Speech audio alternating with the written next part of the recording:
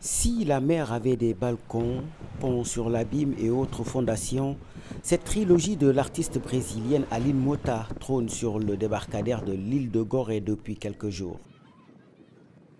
Cette exposition intitulée Brésil et Afrique, une histoire partagée, replonge dans le passé colonial commun aux afrodescendants comme l'auteur. Les récits visuels explorent les racines de l'artiste à l'image de ces deux clichés, Natural Daughter, combinaison d'images historiques et contemporaines prises au même endroit dans une plantation, mais à 200 ans d'intervalle. Et ici, on retrouve Claudia Mamédé, qui est une femme qui habite aujourd'hui dans la plantation, qui est une afrodescendante et qui a pris la place de la fille du maître, qui s'est assise, et également qui se tient debout à la place de l'esclavisée.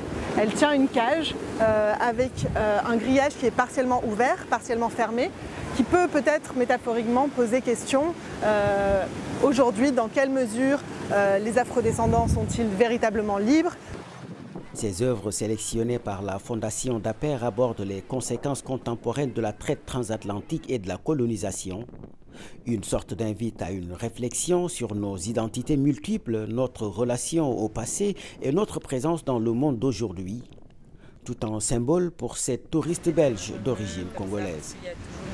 Ça raconte en fait cette histoire des afro-descendants qui ont été arrachés à leur terre.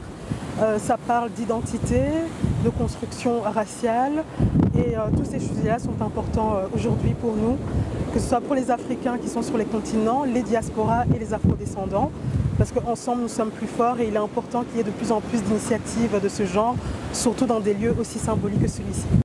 Difficile en effet de trouver un lieu plus expressif que l'île Mémoire de Gorée pour accueillir ces œuvres réalisées sur 3 continents. Un travail où l'eau, symbole des liens transatlantiques et de la guérison, est omniprésente. Les œuvres de l'artiste font vraiment écho à cette histoire et se chargent de toute la présence qui est à Gorée. On voit les bâtiments coloniaux font écho aux photographies qui en représentent.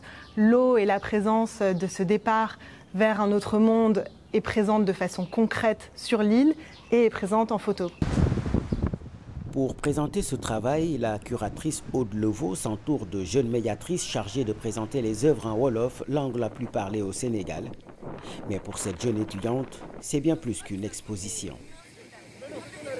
Déjà, on s'est un peu imprégné du monde professionnel, on sait un peu à quoi ça ressemble, à quoi ressemble l'art, enfin, le monde professionnel dans l'art, quoi. Donc, pour moi, personnellement, c'était vraiment important pour moi d'être là.